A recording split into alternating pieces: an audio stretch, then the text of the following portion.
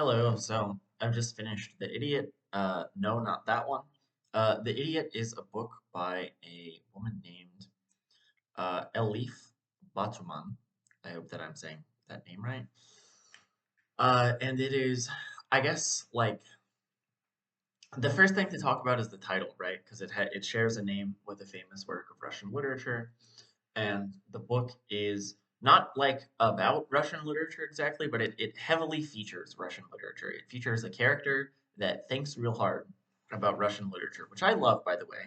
Um, One of the features of this book that I imagine lots of people who read it might not be getting very much out of, but which I absolutely loved, is that the protagonist is just, just always reading books and thinking about the books and telling you what she thinks about the books. And I fucking love that. There were very few of the books that she had read that I like hadn't read. One of them I had like recently taught in class, which is a lot of fun. And and yeah, I mean, she says interesting things about them without making it sort of like cumbersome if you haven't read Dracula or if you don't care or whatever. So that was interesting. I don't know. I guess it had me thinking about the way that you can like have include books in books, which is probably not a good impulse to cave to, you know?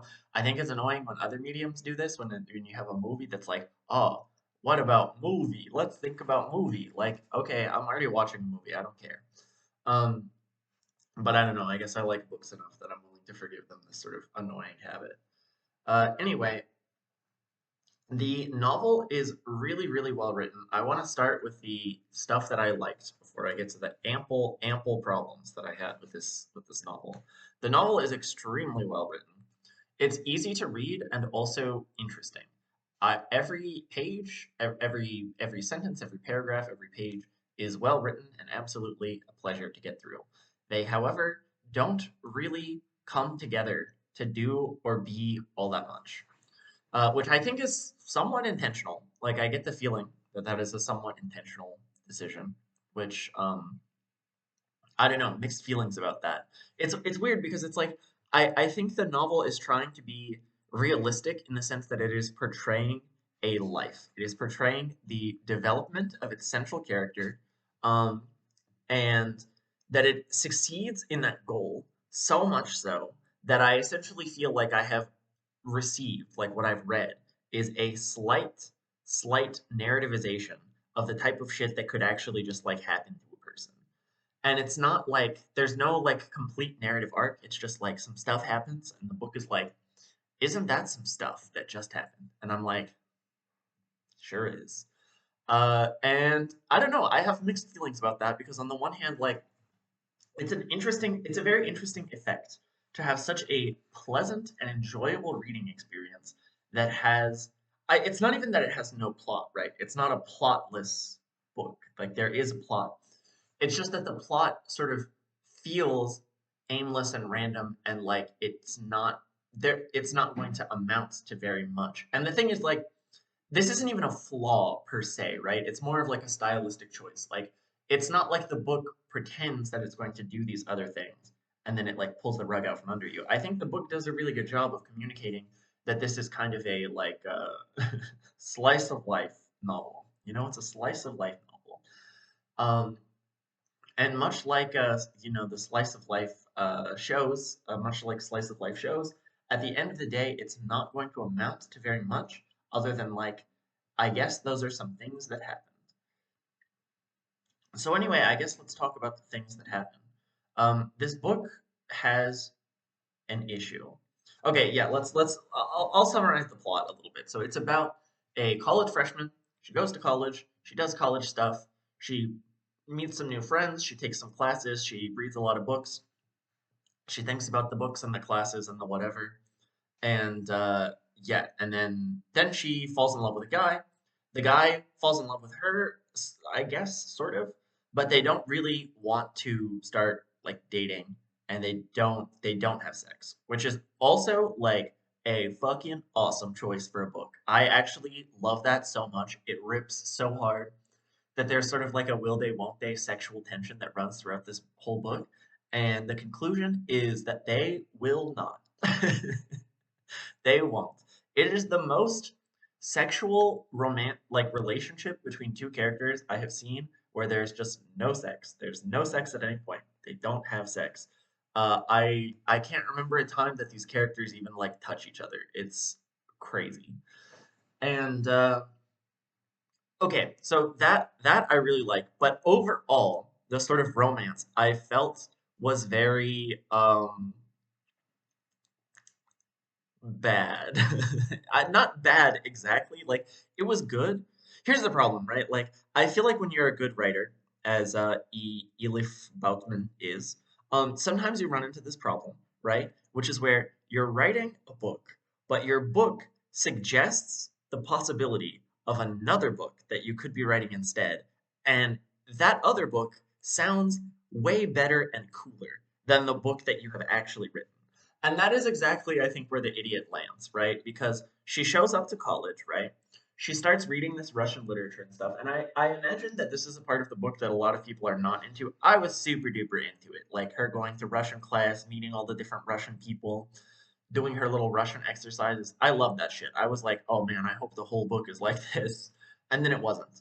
Um, and what happens is, so she meets a girl named Svetlana. Svetlana is from Serbia. I love it when characters are from Serbia. And Svetlana is also so cool and interesting. She just constantly, like every scene with Svetlana in it is a 10 out of 10 banger. I'm like, holy shit, Svetlana is so fucking cool. I hope the whole book is just Selim and Svetlana hanging out together, doing, I hope we just get to hear Svetlana say a bunch of stuff. And for the first little while, that's pretty much what it's like. Celine goes to class. She does all sorts of stuff. We, get to see her hang out with Svetlana. Let me give you like some examples of Svetlana-isms that I really loved. There's a whole scene where Svetlana and Celine are talking about losing their virginity. They're both virgins, and Svetlana is like, "Have you thought about, losing your virginity? How it's probably going to happen while you're here in college?" And Selim is basically like, no, I haven't really thought about that. And Svetlana is like, no, I think about it all the time. Like, you know, the penis that is going to penetrate me is here on this campus right now. And sometimes I just think like, what is that penis doing right? Who has the penis? Where is the penis? What is that penis doing right now? And that one is gonna be living in my head rent free for a while. Um, and Svetlana says more profound stuff than that, but like she doesn't say less interesting stuff than that. Like everything she says is like weird or interesting or sort of like prickly in some sort of way.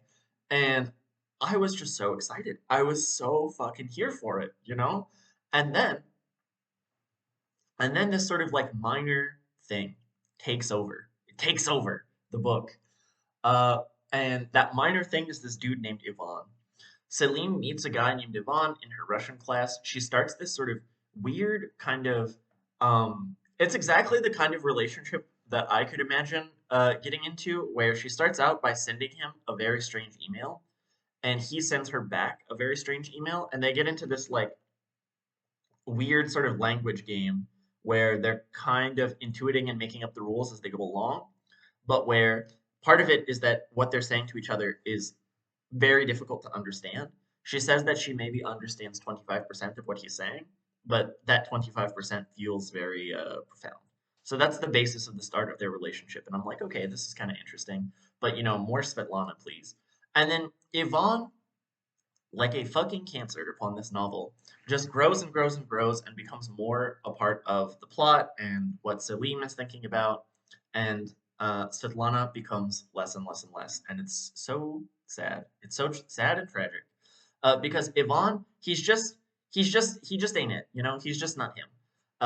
We There's actually this kind of interesting dynamic, right, where they're like, oh, maybe we should become better friends, right? Maybe we should actually start hanging out. And Yvonne starts to be is concerned that I've actually had this exact type of concern. So I can relate to it, even though it sounds really weird. Yvonne is concerned once their relationship changes, once it becomes more like a sort of normal relationship that you could have with someone where you like hang out and you like eat breakfast together, whatever it is normal fucking people do. That sort of like this sort of like profound thing that they're sharing together that they don't fully understand, that's going to go away, and it's going to be replaced with this relationship that is just like disappointing and kind of boring and kind of like every other relationship that he has. Um, yeah, and that's his concern. And Salim basically views this as like, oh man, what if I'm not like interesting enough for him? Which is ironic because as a reader, my problem is that he's not interesting enough for you, sweetie. Like, Yvonne just, he sends these emails and it's like, okay, sure, whatever, it's fine, but it's just not hanging out with Svetlana, And then we meet Yvonne in person, and he's just some fucking guy. He's just some dude. He does all sorts of shit that is like the type of shit that just some dude would do. There's a scene, which is the scene where I went from being like, oh man, I just wish there was less Yvonne, to being like, I fucking hate Yvonne. Like, I am an anti-Yvonne crusader.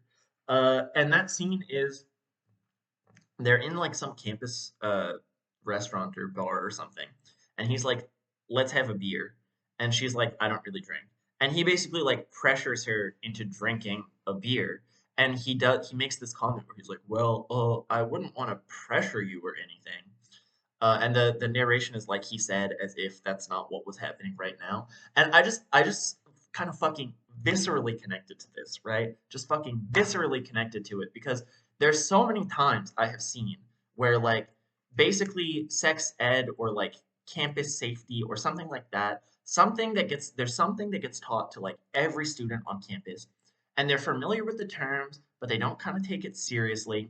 And in a situation where those concepts are relevant and they actually like come up in real life, the conclusion of people is not like, oh, this is like, I guess what we learned is relevant. They just have this sort of like ironic distance towards the very important concept that they've learned. And like, sure, whatever. It's like cringe to have to go to a seminar on consent. But that doesn't mean that like when you're in a situation where you are like low key violating someone's consent, you get to be like, well, I wouldn't want to violate your consent. Like, fuck you, Yvonne. Immediately proceed to prison. I hate this guy so much. I hate him. I hate him. I hate him. And I hate him. And the whole fucking rest of the novel is about Yvonne. Like I read this book with my partner and we discussed it a bunch, and I swear to God, every single conversation, like she didn't like Yvonne either, right? And every single conversation would be her being like, "Man, I don't like Yvonne," and me being like, "They should kill Yvonne. They should round him up and shoot him in the back of the head." And she would be like, "Okay, well, I guess I'm not that like against Yvonne." you know? God, I fucking hated this guy so much.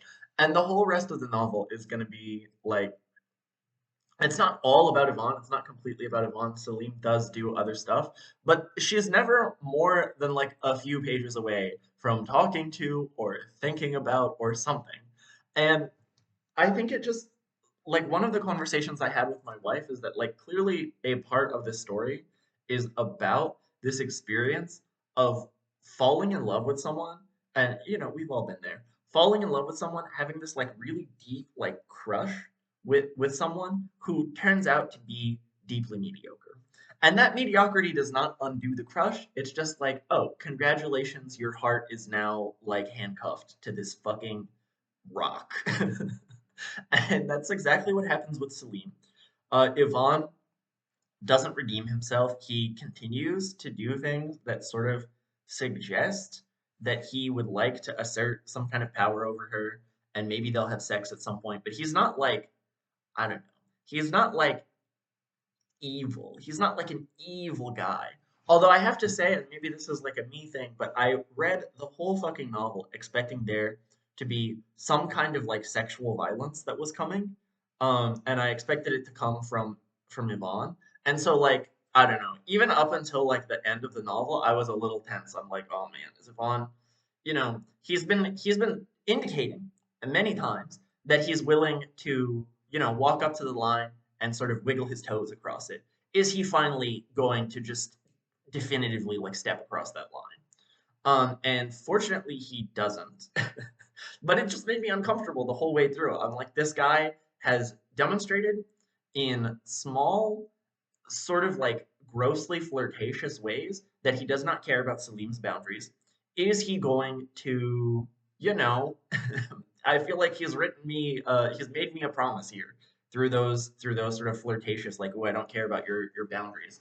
It's like a it's like a Chekhov's rapist type of situation. And fortunately, that's not the direction that the book was going, but it was like in the back of my head the whole fucking time. And I don't know if this is an intentional effect, but it does give me this like I don't know, like the book did give me this like rape anxiety that I have just never experienced when reading another book. So that was interesting. Okay, but anyway, more about Yvonne. So the the novel I was saying the novel is in some sense about the experience of falling in love with someone who turns out to be like just not that great, right? And the problem is that in conveying that experience, the novel makes itself just not that great. Like, I palpably feel that Salim's life would be way cooler and way better and way more interesting if she would just fucking get over this schmuck and just go like hang out with Svetlana, you know, spend her undergrad hanging out with this cool Serb who like thinks about psychoanalysis and says crazy stuff all the time. Like that's what you're supposed to be doing in college, girl. You're not supposed to be like lusting after this just fucking man.jpg. And and yeah, so in like very realistically portraying the experience of falling in love with some just like normal ass guy, the book makes me feel disappointed in Salim's experience and also like less interested in it. This is an area where if the writing, if the prose wasn't just absolutely fucking superb, I would have put the book down. The prose is extremely good. Like, I don't know. I don't even know how to like tell you how good the prose is. It's so fucking good. It honestly is very impressive to have written a book like this. I hope one day to have the capacity to write a book like this, and then I will choose not to. I hope, maybe. Um, okay, but anyway, yeah. So Salim, there's like the book is I would say basically divided into two parts. One is where Salim does a bunch of stuff in college, and then she starts kind of like traveling around, and she goes to this English exchange program in not exchange program, like she teaches English in Hungary. And initially it sort of seems like she agrees to do this as a part of her like crush with Yvonne, but then she finds out Yvonne's not even gonna fucking be there. So it's just like, okay, good job, girl. You like followed you like allowed this weird crush that you have to just deposit you in the countryside in Hungary. And the guy that you did it for, he ain't even there. So she ends up in Hungary. She's like teaching these kids, and those scenes are like whatever, like they're kind of interesting. Uh, they're fine. The prose is great. Nothing to write home about. But we also don't get any Svetlana. There's this tantalizing moment, right? There's this fucking. I was like, I was like, it's finally happening. I'm finally getting the version of this novel that I wanted because Yvonne graduates, he fucking leaves college, and I'm like, oh, good riddance. Get the fuck out of here, Yvonne. He has one more like weird sort of date, not date with Salim. Like it's so gross. Let me just describe this event, right? Like they decide that they're gonna go swimming, and it starts out with them meeting together, and then Yvonne introduces her to his girlfriend. Like, what are you doing, bro? I didn't know. I like he mentions that he has a girlfriend at some point, and it's like, okay, I guess what we're doing is not the prelude to a romantic relationship. But then the sort of like romantic vibes don't really change. So it's like, oh, so what we're doing maybe it does still have this romantic tinge to it. Like I'm not misreading it. It's just that that romantic tinge is now like kind of shady and gross. And Yvonne, like, I don't know, like kind of, I just don't know, like, what is little bro thinking here? Like he introduces Salim to the girlfriend, um, and it's later revealed that Yvonne and his girlfriend had a fight after this because like yeah. And then they go swimming together, right? Ivan has a motorcycle, and so Salim like is on the back of the motorcycle, sort of like all cuddled up with him. It's like, yeah, okay, dude, of course. And then they go swimming, right? And they go swimming together. First of all, taking someone to a big park and like swimming around, I don't know. It's just you understand the vibes, yeah? It's like It's like we're not on a date, but if we were on a date, wouldn't this be so romantic? And then they get out of the water. Yvonne makes this sort of like suggestion about her like getting naked, but in a way where he's like, "I'll hold up the towel so that you will be sort of like covered." But they're also like alone in the it. I don't know. It's just weird. It's just weird. It's weird. It's weird. It's weird. It's weird. I feel like there's an innocent interpretation of this where Yvonne is just being awkward, but as you know, previously established, I fucking hate this guy. So I am sort of leaning towards the interpretation where he's doing this sort of like, oh, what if you get naked and I super duper promise I won't look.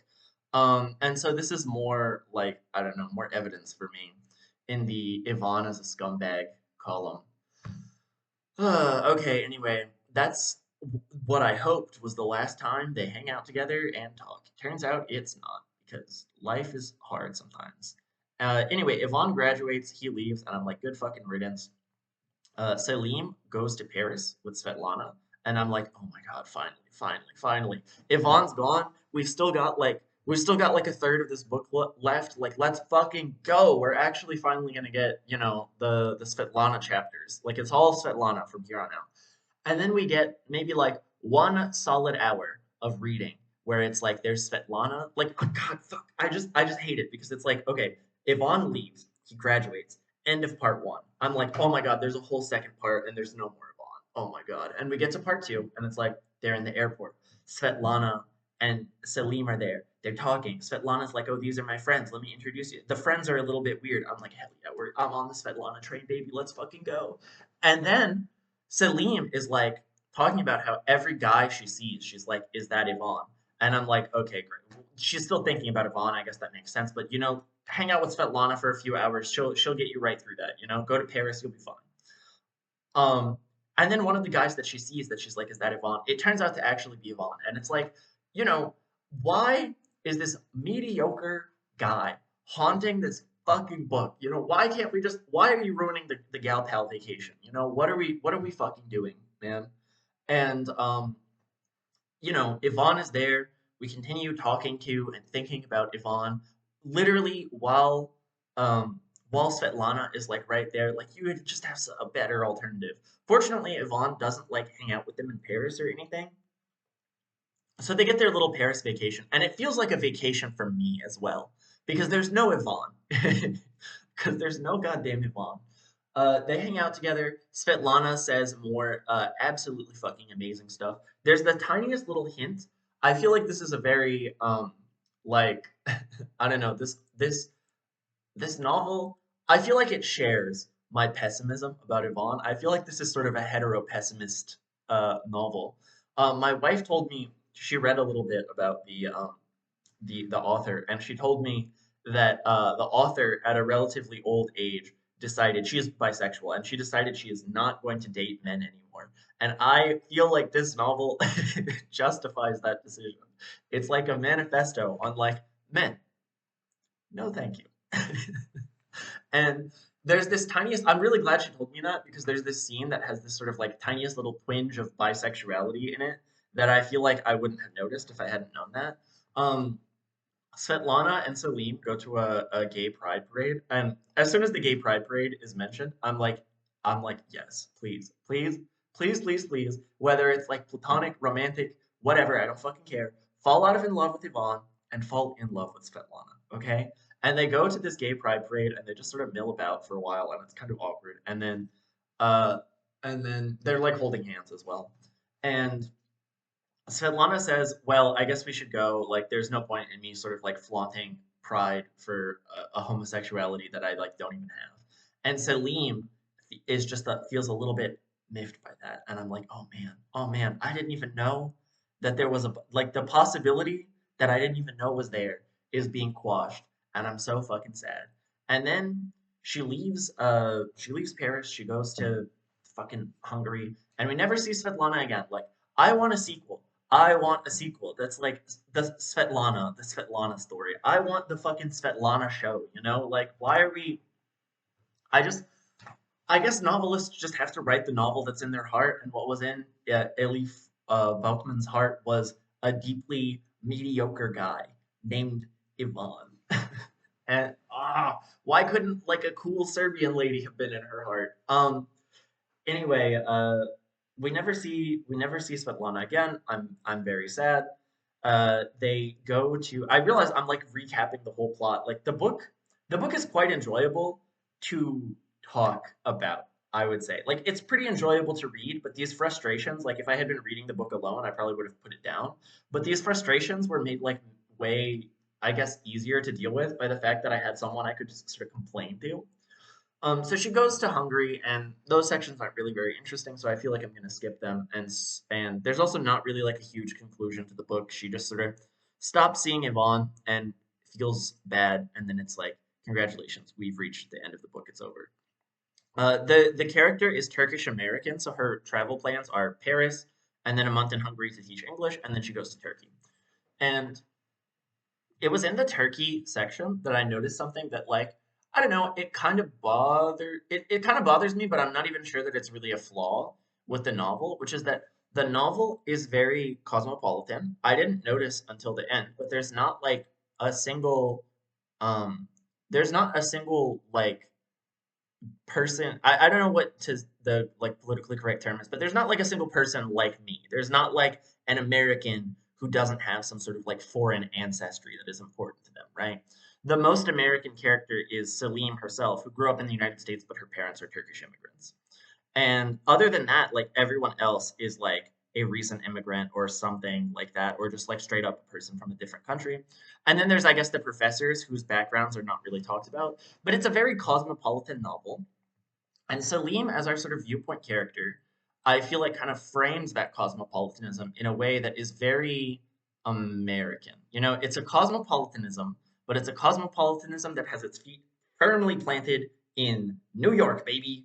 It's a cosmopolitanism that it has its feet firmly planted in the United States. Like Salim's attitude and the way that she presents, the way that the narrator presents like foreigners, and even well, we'll talk about it in a sec, but the way that she presents foreigners, it sort of feels like she is kind of standing in the foreground and she's looking at me and she's like shaking her head and she's like, "Can you fucking believe this shit?" Like all of the crazy stuff that the Hungarians do, all the weird stuff that gets said to her. I feel like she's like knowingly looking into the camera and being like, "I mean, really?" And I don't know. I feel like it's a very ethnocentric attitude. It's one that felt really good. It felt nice to read in the moment because I would see this stuff and I would be like, man, that's crazy. And so Salim sort of like looking at me and being like, I mean, right? It sort of I guess like fit with my preconceptions. But yeah, I don't know. It's just an attitude that is very sort of like rooted in Americanism. And so I guess I kind of question the international like cosmopolitanism of this book when it has this attitude towards foreigners and things that are foreign, which is that like there's something to sort of look at and be like, yeah. Um anyway, there's one exception. There's from what I can tell, there's a few exceptions, but it's interesting who she makes exceptions for and who she doesn't make exceptions for. Like for instance, her peers, like so Ivana and Svetlana, they're exceptions. You know, there's no point in the book where Ivana or Svetlana, even though they do some strange things sometimes, there's no point at which I feel like she's kind of like looking down her nose at them. But most of the sort of like foreigners who aren't her peers, she does do that too. So it happens a bit in Paris, it happens a whole fucking lot in Hungary, and weirdly enough, it happens in Turkey. You know, she's a Turkish American. This is where her roots are from. And this I feel like is an extremely sort of complicated and very American standpoint to be in, where it's like ostensibly these are like her people, right? These are her people. She's a Turkish American. She's like returning to her roots. But once you get there, and the book doesn't imply like she doesn't have any feelings about like, oh, I'm returning to my roots or something like that. She doesn't ever express anything like that. But I guess there's still on some level this assumption that she's gonna get there and it's gonna feel different from the periods, the time that she spent in Hungary and in Paris and whatever. And then she gets to Turkey, and even though everything is more familiar to her, like she's talking to aunts and stuff, she still very much has this like standpoint of her feet are firmly rooted in an American context, and she's in the foreground looking at the reader, being like, "Can you fucking believe it?" And she does the exact same thing. to the people and to like Turkey in general.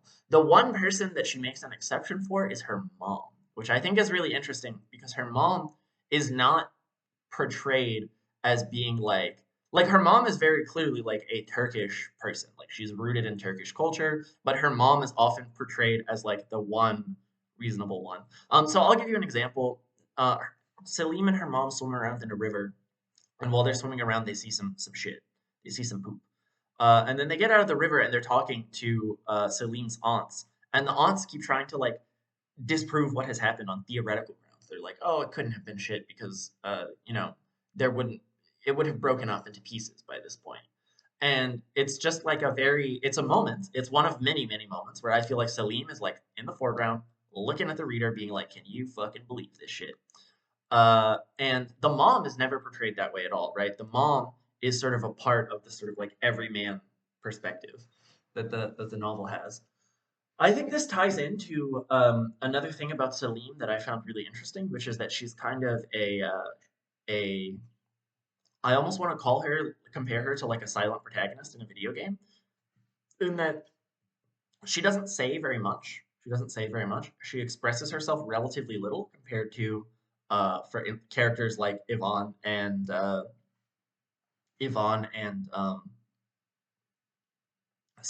Yvonne and Svetlana. But that lack of expression does not indicate a like hollowness on her part. It's not that she, lacks interiority or is like waiting to figure out what she thinks. It's just that she knows what she thinks and she doesn't express it as much to other people, and she sometimes doesn't really express it to herself as much either. There's lots of characters that we see judged, and this is sort of a part of that like attitude that I was describing of like crossing her arms and sort of looking at the reader.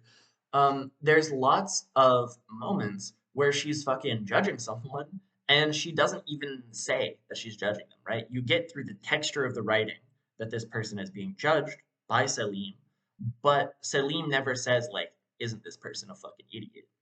And it actually happens early on in a way that I super duper did not like, with like a bunch of different like parade of poor people basically. She joins this program early on in the novel where she's supposed to be educating people who are like disadvantaged, right? And every time she meets with someone, it's very much a situation of her like crossing her arms and being like, "Can you fucking believe this shit?" And yeah, I mean, I hated that so much. It felt weird. It felt like something that's probably in the novel because it's really similar to something that actually happened to the novelist. But it also just is like, why? What are we doing here? Why are we doing this? What's going on? Why is this novel taking a break from what it's typically doing to be like, and you know who else is really stupid? Poor people. And I don't think that's really the perspective that the novel was going for. I think it just did not take any active efforts to sort of like shy away from that being what it felt like in that moment. And the other thing is like I can kind of sympathize with Salim's perspective here, being like, oh, I'm gonna help these disadvantaged people. And then when you actually meet them, they are sort of resistant to the process of you helping them. But there's no like reflection on that process or anything like that. She's just like, this sucks and I hate it and these people are fucking stupid. And then she quits. And the thing that makes it like double frustrating for me is that she doesn't say this sucks and I hate it and these people are stupid. It's more a part of the sort of like free indirect narration where like through the prose you can tell that she thinks this sucks and these people are stupid and this is a waste of her time. And then she quits, right? And I feel like it just demonstrates almost like on a mental level a lack of responsibility on Salim's part because she clearly has these thoughts, but she is not having the thoughts. Do you know what I mean? Like she has the thoughts, but she's not thinking the thoughts. And if she could just think the thoughts, if she could just say, these people are stupid and this is a waste of time, there could be some sort of like self-reflective process. But there isn't one. Like she just goes through this sort of parade of dumb, stupid people and then she gives up on each of them individually, and then she decides that it's a waste of her time to tutor like disadvantaged people. So that sucks. Like as an arc, I'm like, what the fuck? Why? What is this doing here? um to be clear, like I don't really think that the writer is like trying to communicate a political message here. I think that the book, like all other parts of the book, it doesn't really like mean anything. It's more a representation of just some shit that happened to someone. Like the vibes of this book are very much like here's some stuff that happened to me, let me tell you about it. But I don't know. I guess that approach does lead you into some problems. An example of which is that little art with all the poor people. I also think I feel like it really made me sort of appreciate and in a way actually sort of judge the sort of interiority, the like what it feels like to be a person who just doesn't talk very much because like I said, like Celine clearly has a lot of thoughts and she says a lot of stuff and whatever and but she doesn't like there's less of a reflective process for her than I don't know I don't I'm kind of just spinning my wheels here about like what it's like to be an introvert I guess but it was interesting like I think it's a testament to how good the writing is that it makes me even have those thoughts about like what is it like to even be someone who doesn't I don't know reflexively feel the need to express their thoughts all the time for instance in the form of like a YouTube video discussing a book. Um, okay, the other thing, there's a few like minor things.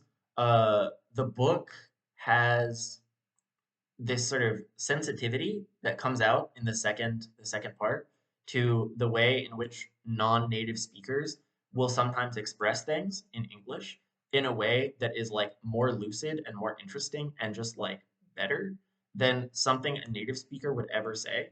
And I super duper appreciate that. I think that's really cool. That's so real. I spend a lot of time around people who speak English as a second language, and sometimes they make the kind of mistakes where I'm like, wow, it's not you that's wrong, it's English that's wrong. I know someone who thinks that you can pay someone else's attention, and I love that so much. Whenever she's like, "I would like to pay your attention," ooh, feels so good. You should be able to pay other people's attention, and I just don't have the heart to correct them and be like, "I think what you mean to say is I would like to direct your attention." No, no, no, no, no, no, no. Stay, stay winning. Um, Okay, the other thing is other thing that I wanted to talk about. I didn't find this out until the very end, but I listened to this book as an audiobook, and it's actually narrated by Elif Batuman herself. And the narration is absolutely fantastic. It's such good narration. I think it's like I I think it's absolutely lovely when authors narrate their own books and they're like also good at narrating. Oh God, it was so good.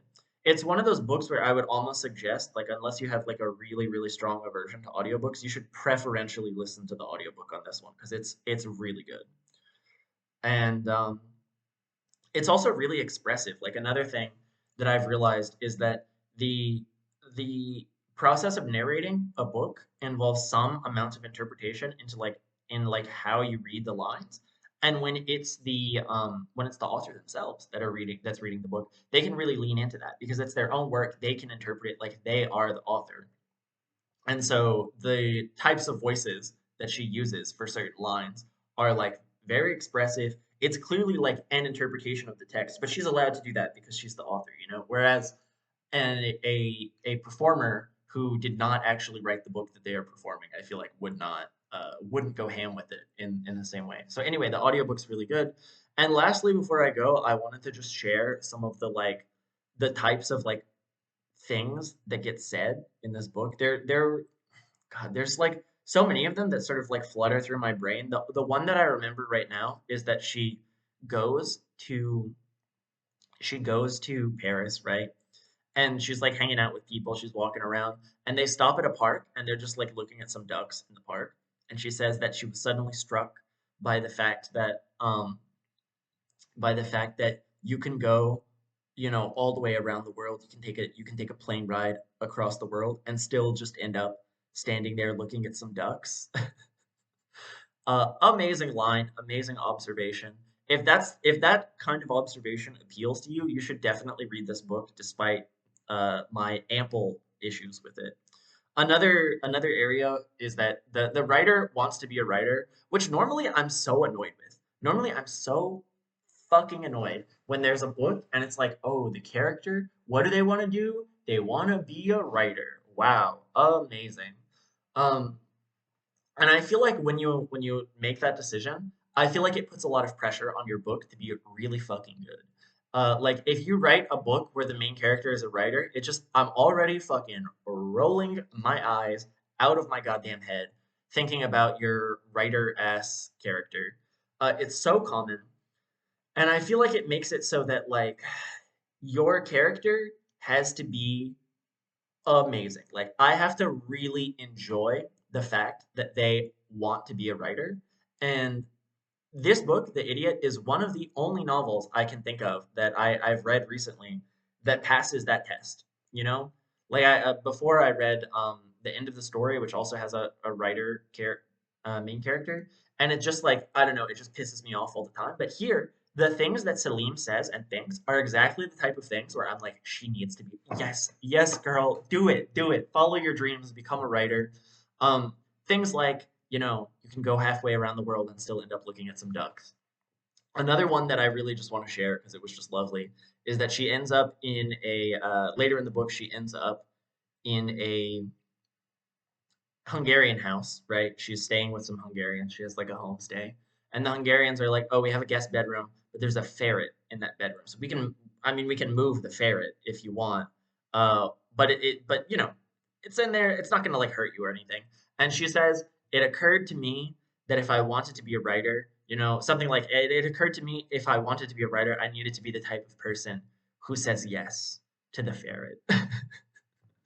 And so she says yes to the ferret, even though she very much does not want to sleep in a room with a ferret in it. And I just like completely relate. It's beautiful, it's really funny, and I just completely relate to the experience of being like, no, I have a responsibility to be open to this experience in life. And then that's how you just end up sleeping in a room with a ferret. Okay, I have one more. I keep thinking of these. Um, so my wife is from the Balkans, right? And she actually pointed this one out to me. And it like really, really fit where Salim is in Hungary and she calls Svetlana and they're talking and she describes the room that she's staying in. And it's like a typical sort of Eastern European room. And Svetlana says, "Oh, I know those rooms. There's always one fly in that room." And I imagine most people watching don't understand how like viscerally fucking true that is. There is indeed there is always one fly in those kinds of rooms, and no one can get rid of it somehow. Um, yeah. So I, oh, okay. I love this book. I hate this book. I guess the way to put it is I love this book and I hate Yvonne. I thought about reading the sequel, and then my partner told me that it has more Yvonne stuff in it, and I was like, no, fucking thank you. I cannot. My tiny little heart cannot handle more Yvonne. Like unless the next book starts and then Yvonne died and I never thought about him again, I just fucking can't do it. No more Yvonne.